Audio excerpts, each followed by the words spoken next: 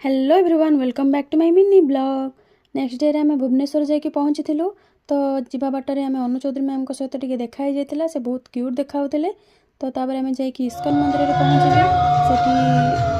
दर्शन सारा पर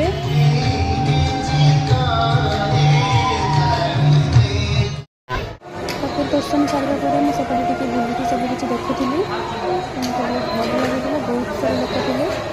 तापर आम पहुँचलु बहुत जोर भोक लगुला तो टे सूप पी नेलु तापर आम जा रेस्टोरेंट में पहुँची गलु खाइबा टाइम हो जाता तो टे बिरियानी खाई नेलु आप भावुवे मुझे कौन एत बिरियानी खाऊँ। हाँ हाँ मत बहुत ही पसंद बिरियानी